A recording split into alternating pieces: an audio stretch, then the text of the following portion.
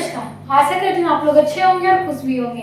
BDS academy 2.0 में आप सभी का सदा अभिनंदन है, क्योंकि रोशनी मैम आप लोगों के लिए हर दिन एक नया अपडेट लेकर आती है, जिसमें आप लोगों को बीएड से संबंधित आप लोगों को क्वेश्चन बताई जा रही है। जिसमें आप लोगों को सबसे पहले करना क्या है, अगर आप लोग चैनल पे नए हैं तो आप लोग कृपया करके हमारे बेल आइकन को दबा दें और चैनल सब्सक्राइब कर लें, ताकि जो भी नोटिफिकेशन हो आप लोगों के पास तुरंत ही बेहतरीन तरीके से पहुंच जाए, कोई भी दिक्कत ना हो। क्योंकि बहुत से ऐसे चैनल यूट्यूब पे हैं जो पैसे मांगते हैं और यूट्यूब पे क्लास चलती है जो क्या करते हैं, वो आप लोगों को शॉर्ट क्वेश्चन बतला देंगे, लेकिन आप लोगों को पूरा फुल क्वेश्चन चाहिए। एक क्वेश्चन के 4 पेज में, यानी बीएड में क्या करते हैं, एक क्वेश्चन के 4 पेज में लिखना पड़ता है। तो ऐसे क्वेश्चन आप लोगों को सिर्फ बीडीएस अकेडमी 2.0 पे रोशनी मैम ही दे पाएगी, क्योंकि आप लोगों को यहाँ पे सारी सुविधाएं, फ्री क्लास, आप लोगों को फ्री मेथड और आप लोगों को फ्री हर एक बातें बतलाई जाएगी, जिसमें आप लोगों की सारी इम्पोर्टेंट समस्याएं होंगी वो सारे सॉल्व हो जाएंगे एक ही क्लास में। तो रोशनी मैम आप लोगों का अभिनंदन करती हैं। हमारे क्लास में आप लोग आए हैं तो चैनल को सब्सक्राइब कर लें और वीडियो को लाइक कर लें, ताकि मैं क्वेश्चन को आगे बढ़ा सकती हूँ और अपनी बातों को आगे रख सके आप लोगों के सामने।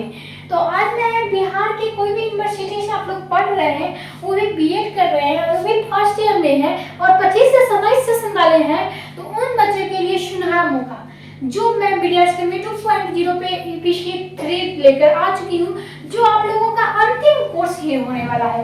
क्योंकि आप लोगों का ये कोर्स फर्स्ट ईयर का खत्म हो जाएगा, क्योंकि अंतिम कोर्स ही ईपीसी 3 है, जिसमें आप लोगों को अगला जो सेकेंड ईयर का क्लास है आप लोगों का चलने लगेगा। क्योंकि आप लोगों को बीच में एग्जाम है, तो एग्जाम थोड़ी 10 दिन तक चलेगी, फिर भी मैं नया बैच आप लोगों को स्टार्ट कर दूंगी। सेकेंड ईयर का बैच आप लोगों को स्टार्ट हो जाएगा, आप लोगों को उसमें पैसा जरूर नहीं लगेगा, क्योंकि बिना पैसा के आप लोगों को कोर्स नहीं मिलेगा।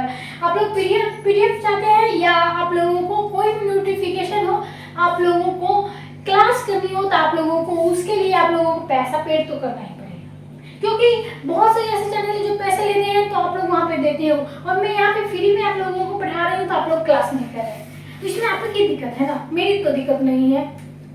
चलिए, आज आप लोगों का क्लास शुरू होने वाला है और आप लोगों का क्रिटिकल अंडरस्टैंडिंग ऑफ आईसीटी में होने वाला है। तो क्रिटिकल अंडरस्टैंडिंग डिसिप्लिन जो आईसीटी है उसमें हमें क्या करना है, सूचना एवं संप्रेषण तकनीकी की समझ होनी है।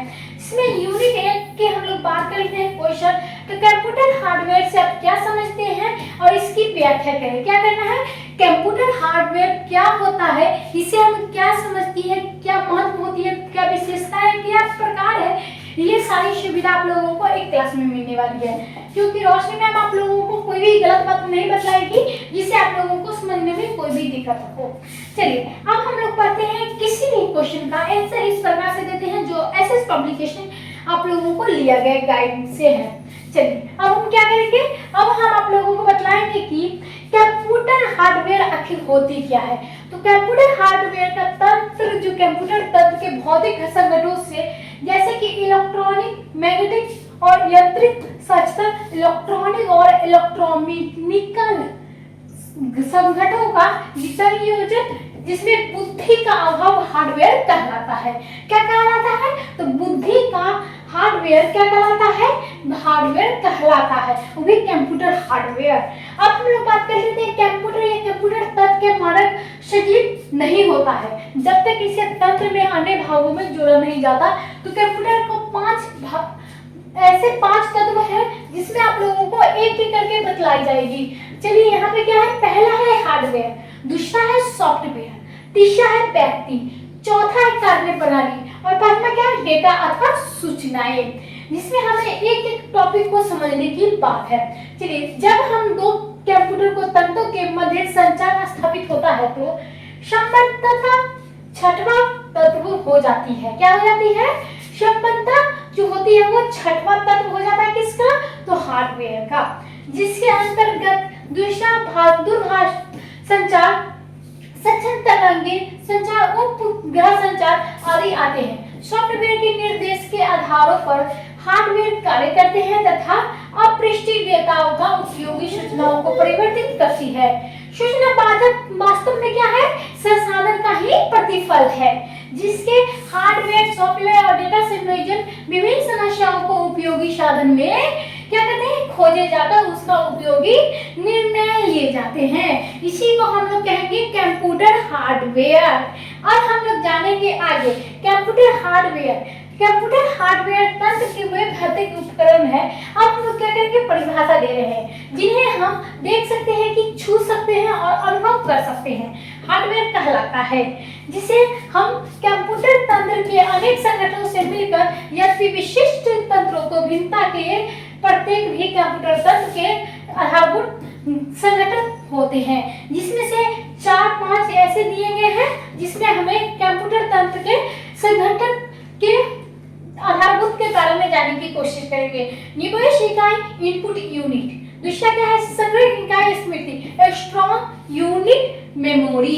अब हम लोग तीसरी बात पे चलते हैं, केंद्रीय प्रस्तुतिकरण इकाई, सेंट्रल प्रोसेसिंग यूनिट यानी सीपीयू। अब हम लोग चलेंगे चौथे, निगम इकाई क्या होती है, तो आउटपुट इकाई होती है, आउटपुट यूनिट। अब हम लोग चलेंगे आगे, सीधे आगे, जिसमें हमें क्या करनी पड़ेगी, हमें एक और परिभाषा, परिचय और देखने को मिलेगी, जिसमें कंप्यूटर के तंत्रों के आंतरिक वस्तु विभिन्नता होने के बावजूद भी समस्त कंप्यूटर तंत्रों को, आधारभूत संगठनों को क्या किया जाता है, वहां पे प्रस्तुत किया जाता है, जिसमें एक कंप्यूटर के तंत्र माना जाता है और तंत्र के तौर पर समर्पित भागों में समूह से जो समान उद्देश्य की प्राप्ति मिलकर कार्य करते हैं, और तंत्र एक से अधिक होते हैं, घटकों के बीच तंत्र संगत संबंध होते हैं।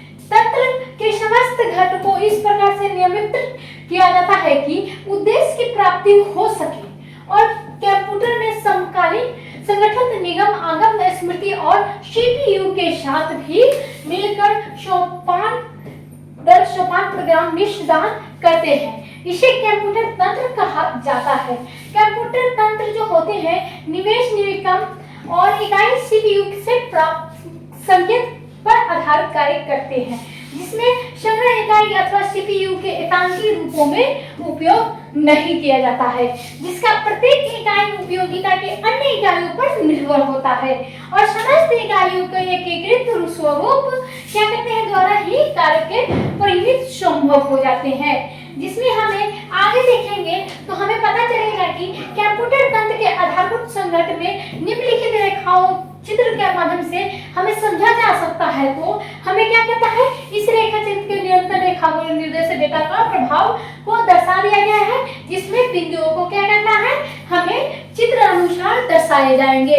तो कंप्यूटर सॉफ्टवेयर की जो एक डायग्राम है, जिसे हम लोग एक बार देखेंगे और समझने की कोशिश करेंगे। तो हम लोग क्या करेंगे, कंप्यूटर तंत्र के आधारभूत संगठन, जिसमें हमें एक डायग्राम यहाँ पे मिलता है, program of data. Program of data क्या करते हैं, तो निवेश इकाई में जाते हैं, निवेश इकाई से हमें क्या करती है, संग्रह इकाई में जाते हैं, और उसके बाद क्या करते हैं, संग्रहण इकाई के बाद हमें निगम इकाई में जाते हैं और परिणाम मिल जाता है। अब हम लोग क्या करेंगे, जो है संग्रह इकाई जो होती है वो क्या होती है, अंकगणितीय तर्क इकाई होता है, जिसमें हमें संग्रह इकाई में निरंतर इकाई भी होता है। अब हम ये दोनों को एक भाग में विभाजित कर दिया जाए तो क्या बनेगा, केंद्रीय प्रस्तुतिकरण इकाई। इसी को हम लोग क्या कहेंगे, कंप्यूटर तंत्र की आधारभूत संगठन, जिसमें हमें लास्ट में जाएंगे तो क्या करेगा, तो हमें यहाँ से सीधे परिणाम पे होंगे। अब हम लोग आगे चलते हैं और डायग्राम को आप लोग ये नोट कर लीजिएगा, ताकि आप लोगों को हर एक एग्जाम में आप लोगों को एक ना एक डायग्राम बनाने की आवश्यकता है, उससे नंबर अच्छे मिलते हैं। और निष्कर्ष भी आप लोग लिखिएगा। एक दिन हम आप लोगों को बता देंगे कि एग्जाम में आप लोग किस प्रकार से लिखनी है, एग्जाम हम आखिर लिखेंगे किस प्रकार से। तो यहाँ पे क्या करनी है, चलिए अब हम लोग बात करने वाले हैं निवेश इकाई, यानी पहला पॉइंट जो है निवेश पॉइंट, यानी इनपुट यूनिट क्या होती है। तो इनपुट यूनिट होती है निवेश इकाई की सहायता कंप्यूटर से तंत्र डेटा निवेशित किए जाते हैं, जिसे हम निवेश इकाई द्वारा ही कंप्यूटर तंत्र बाह्य परिवेश में समर्थन स्थापित करते हैं। इसी निवेश इकाई द्वारा डेटा को निर्देश एवं स्वीकृति करके कंप्यूटर के सभी कार्य स्वरूप परिवर्तित किया जाता है तथा आगामी प्रस्तुतिकरण जो होते हैं कंप्यूटर पठनीय डेटा और निर्देश कंप्यूटर तंत्र के प्रदान किए जाते हैं, जिसमें निवेश इकाई जो होती है कीबोर्ड, संपादित, स्वचालित निवेश साधन होते हैं, जिसमें हमें इसके अतिरिक्त छिद्र कर्तक, पेपर टेप और मैग्नेटिक टेप को भी मैग्नेटिक डिस्क के लाइट पेन में ऑप्टिकल स्कैनर के माउस आदि जैसे उल्लेखनीय निवेश के इकाइयों में द्वारा डाटा के द्विआधारी कोड को परिवर्तन किया जाता है, जिसे कंप्यूटर की प्राथमिकता स्मृति जो होती है वो क्या की जाती है तो स्वीकार कर ली जाती है और निवेशित डेटा द्वारा द्विआधारी कोड को परिवर्तित करने वाली इकाइयों को निवेश अंतरापृष्ठ कहते हैं, जिसे हम इनपुट इंटरफेस कहते हैं। अब हम लोग चलते हैं आगे हमें क्या पढ़नी है तो आगे हम लोगों को पढ़नी है संग्रहण इकाई यानी स्ट्रॉन्ग यूनिट, जिसमें स्ट्रॉन्ग यूनिट हम लोग बात कर लेते हैं। तो निवेश इकाई द्वारा जो कंप्यूटर तंत्र के निवेशित डेटा होता है उसे निर्देशों से प्रस्तुतिकरण कंप्यूटर को संग्रहित रखा जाता है और कंप्यूटर तंत्र में संग्रहण इकाइयां इन आवश्यकताओं को पूर्ति करती है, जिससे कि डेटा निर्देश मध्यस्थ परिणामों और अंतिम परिणामों को संग्रहण हेतु स्थान प्रदान करती है। संग्रहण इकाइयों की स्मृति को वो भी कहते हैं। स्मृति द्वारा निर्देश आधार को भी संग्रहित प्रदान किया जाता है, जिससे संसाधित डेटा प्राप्तिकरण किया जाता है। जिस डाटा को वर्तमान में उपयोग न हो और द्वितीय स्थिति को संग्रहित किया जाए तो द्वितीय स्मृति संचालक धीमी गति से होता है, किंतु इसमें विशाल की मात्रा जो होती है संग्रहण किया जाता है और द्वितीय की स्मृति को विभिन्न संग्रहण माध्यम से floppy, magnetic disk, magnetic tape, magnetic drum आदि के डेटा के अस्थायी संग्रह किया जाता है, जिसे हम लोग तीसरे बात से चलते हैं। तो तीसरा क्या है केंद्रीय प्रस्तुतिकरण इकाई सीपीयू सेंट्रल प्रोसेसिंग यूनिट, जिसमें हमें सीपीयू के कंप्यूटर तंत्र को मस्तिष्क कहा जाता है, जिसे हम प्रकार में मानव शरीर के सभी महत्वपूर्ण निर्णय मस्तिष्क द्वारा लिखे जाते हैं और शरीर में क्या करते हैं शरीर में हमें महत्वपूर्ण कंप्यूटर तंत्र की आवश्यकता पड़ती है, जिसे हम क्या कहेंगे महत्वपूर्ण गुणवत्ता कार्य सीपीयू द्वारा किए जाते हैं। अब हम लोग बात कर लेते हैं सीपीयू कंप्यूटर के तंत्र के अन्य इकाई के संचालन भी नियंत्रित और उपयुक्त किया जाता है और सीपीयू जो होता है इलेक्ट्रॉनिक परिधियों का डेटा वास्तविक प्रस्तुतिकरण के किया जाता है। तो मैं आप लोगों को बता दूं आप लोगों को इतने तरीके से मैं बीएड की क्लासेस करा रही हूँ, इतने हर एक अपडेट को आप लोगों के सामने प्रस्तुत कर रही हूँ। तो आप लोगों का एक फर्ज तो जरूर पता है कि चैनल को सब्सक्राइब करें, वीडियो को लाइक करें और वीडियो को शेयर करें और आप लोगों को जितना हो आप लोग उतना कमेंट करें, ताकि मैं आप लोगों से कहूँ कि आप लोग मेरी क्लास करने से आप लोग क्या है संतुष्ट हो। चलिए अब हम लोग क्या करेंगे हम लोग करते हैं सीपीयू द्वारा जो डेटा संचालन किया जाता है उसे सीपीयू क्या कहते हैं सीपीयू द्वारा जो डेटा प्रभाव नियंत्रण डेटा के निवेश होती है उसे उच्च निर्देश प्रदान करना और स्मृतियों को संग्रह और आवश्यकता अनुसार पुनः प्राप्ति तथा सूचना को निगरानी हेतु कार्य किए जाते हैं। जिसमें पहले कार्य क्या है पहला कार्य आप लोगों के सामने है जो सीपीयू के दो कानून की इकाइयों के स्वरूप है, जिसमें अंकगणित तर्क इकाई होती है एरिथमेटिक लॉजिक यूनिट क्या है एएलयू। अब दूसरा क्या है नियंत्रण इकाई यानी कंट्रोल इकाई। अब हम लोग क्या जाने हैं सीपीयू के दो इकाई जाने हैं। अब हम लोग चलेंगे आगे, जिसमें हमें एक और जानकारी मिलने वाली है, जिसमें नियंत्रण इकाई और जो अंकगणित तर्क होते हैं उन लोगों क्या होते हैं, लॉजिक यूनिट क्या होती है, कंट्रोल यूनिट क्या होती है। तो अब हम लोग जानेंगे कि अंकगणितीय क्या होती है।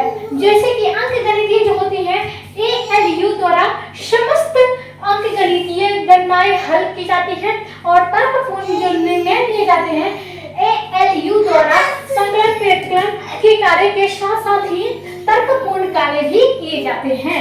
इसी को हम ALU में निर्देश वास्तविकता संप्रदाय कार्य को करते हैं और गणनात्मक और तुलनात्मक कार्य के साथ साथ ही निर्णय लिए जाते हैं। और प्रस्तुतिकरण के में पूर्व जो होती है वो क्या होती है, प्राथमिकता स्मृति इकाई के संग्रहित डेटा को भी निर्देश ALU स्थानांतरित किया जाता है, जिससे प्रस्तुतिकरण किया जाता है, जिससे प्रस्तुतिकरण के पश्चात क्या होता है, प्राप्त परिणामों को क्या निर्मित कर दिया जाता है। अंकगणितीय जो होते हैं तर्कपूर्ण संचालन की संख्याओं पर ALU के अभियांत्रिक के अभिकल्प पर निर्भर होते हैं, जिससे ALU अवकलक 4 आधारभूत में अंकों में गणना में जोड़ घटाव गुना भागों में तर्क की क्या कहते हैं, तुलनात्मक गणनाओं जैसे कम अधिक अथवा बराबर के लिए किए जाते हैं। अब हम लोग चलेंगे कंट्रोल यूनिट। कंट्रोल यूनिट आखिर होती क्या है, तो कंट्रोल यूनिट जो होती है नियंत्रण इकाई जो होती है कि कंप्यूटर तंत्र के समस्त इकाइयों को समन्वय नियंत्रण किया जाता है, जिसके द्वारा निम्नलिखित कार्य में जो है किए जाते हैं। पहला कार्य क्या है, स्मृति इकाई के निर्देश प्राप्त कर सकती है। दूसरा क्या है, कूटानुवाद जो कर सकती है, क्या यह निर्देशों को कूटानुवाद कर सकती है। तीसरा क्या है, यह उचित समय में उचित स्थान पर डेटा मान निर्धारित कर सकती है। ये सब क्या है, ये सब है नियंत्रण इकाई यानी कंट्रोल इकाई की भाग है, जिसमें हमें चौथा है प्रथम निर्देश कार्य के संप्रदाय के पश्चात स्मृतियों को अलग प्राप्त कर सकते हैं। अब हम लोग क्या जानेंगे, अब हम लोग आगे जानेंगे जिसमें हमें एक और जानकारी मिलेगी, जिसमें निगम इकाई है। निगम इकाई आखिर होती क्या है, अब हम लोग क्या करेंगे, निगम इकाई जानने से पहले हम लोग थोड़ा जो है कंट्रोल इकाई के बारे में भी पढ़ लेंगे। कंट्रोल इकाई क्या क्या है, कंट्रोल इकाई के क्या क्या भागे हैं जिसमें हमें जानने के लिए जरूरी है। अब हम लोग क्या करेंगे, क्लास को आगे बढ़ाएंगे और क्लास में लाइक शेयर कमेंट करते रहेंगे ताकि हमें हर एक अपडेट अच्छी तरह से मिलते रहे। प्रोग्राम निर्देशों की चयन व्याख्या जो निष्पादन अवलोकन द्वारा नियंत्रित किया जाता है, उसे संपूर्ण कंप्यूटर तंत्र में क्रम व्यवस्था संचालन निर्देशित करती है और नियंत्रण इकाई द्वारा क्या किया जाते हैं, डेटा को वास्तविक प्रस्तुतिकरण नहीं किया जाता है और कंप्यूटर के अपघटकों के नियंत्रण इकाई केंद्रीय तंत्रिका तंत्र को समित कार्य करती है। इसके लिए संपूर्ण कंप्यूटर तंत्र को क्या कहते हैं, सम्यक व्याख्या की जाती है और संकेतों के कंप्यूटर में तंत्र को अन्य इकाइयों में कार्य निष्पादित किए जाते हैं। अब हम लोग क्या करेंगे, तीसरे पे चलेंगे, निगम इकाई। यानी निगम इकाई जो होती है, आउटपुट इकाई क्या होती है। आउटपुट इकाई जो होती है आप लोगों के सामने प्रस्तुत किए गए हैं, जिसमें आप लोगों को किसी भी प्रोग्राम को निष्पादन के पश्चात प्राप्त परिणामों को मनुष्य के पठनीय स्वरूप उपलब्ध करवाए जाते हैं, जिसमें निगम इकाई जो होते हैं द्वारा प्राप्त किए गए परिणामों को उपयोगकर्ताओं को पहुंचाता है। और निगम इकाई जो होती है वो होती है कंप्यूटर तंत्र के बाहर में, जो कंप्यूटर के निर्धारित परिणामों को निगम इकाइयों को क्या करते हैं, उसे आगे से आगे बढ़ाते हैं, जिसमें हमें कोई भी जानकारी हो, कोई भी महत्वपूर्ण बातें हो, यहाँ पे बातें चलती है, जिसमें हमें आउटपुट इंटरफेस भी कहते हैं। अब क्या करेंगे, सर्वाधिक प्रचलित नवीनतम साधनों को मॉनिटर जो टीवी स्क्रीन पर भाती होती है और मुद्रक जो कंप्यूटर के कागज पर मुद्रण कर दिए जाते हैं, जिससे हमें क्या करनी पड़ती है, हमें ग्राफिक्स, उदाहरण के लिए आप लोगों को है आंतरिक ग्राफिक्स प्लॉटर जो कागज के ग्राफ चार्ट तकनीकी रेखांकन के प्रस्तुत करते हैं। अब हमें जो है आगे पढ़नी है, हमें क्या, तो आगे हमें इसी में आउटपुट जो है एक यूनिट में हमें क्या करनी है, आगे बढ़ानी है, जिसमें हमें आगे बढ़ने पे हमें वर्तमान की स्पीच एक्सपोनेंशियल जो होती है नामक या निम्नलिखित साधन भी विकसित किए जाते हैं, जो कंप्यूटर से जुड़ने वाली मानवीय आवाज को समान में मौखिक ध्वनि के नियमित करते हैं। अब हम लोग अंत में यानी निष्कर्ष में हम लोग जानेंगे कि आधुनिक सूचना जो होती है पठानी युगों में कंप्यूटर के मानव जीवन के एक अभिन्न जो अंग बन गए हैं और पत्राचार, गणनाएं तथा अभिलेखन कार्य कंप्यूटर द्वारा ही अधिक तेजी से किए जाते हैं, जिसमें हमें क्या कहते हैं अंकगणितीय, शिक्षा, मनोरंजन क्षेत्र से भी कंप्यूटर डेटा को ग्रहण किया जाता है, जिसमें तार्किक और अंकगणितीय जो संचालन करते हैं इसे मानव उपयोगी सूचनाओं को परिवर्तित करते हैं और डेटा को कंप्यूटर के निवेश इकाइयों को प्रविष्ट किया जाता है और सीपीयू द्वारा जो व्यवस्थित किए जाते हैं उसे निगमित इकाइयों द्वारा सूचनाओं के रूप में प्रस्तुत किया जाता है। अब कंप्यूटर अपना अपना कार्य अत्यंत जटिल तरीके से करते हैं और कंप्यूटर की अपनी स्मृति जो होती है वो क्या होती है किंतु विधियों में यह प्रोग्राम द्वारा प्रदान किए जाते हैं और कंप्यूटर की मात्रा कार्य में करते हैं और जो प्रोग्राम को द्वारा ही करने वाले कहते हैं। आज के लिए बस इतना ही, धन्यवाद। अगले क्लास में आप लोगों को फिर से मिलूंगी नए क्लासेस लेकर। कंप्यूटर हार्डवेयर क्या है आप लोगों को इसकी जानकारी मिल चुकी होगी, इसके लिए धन्यवाद। अब आप लोग क्या करेंगे, चैनल को फॉलो कर लीजिए, पीडीएफ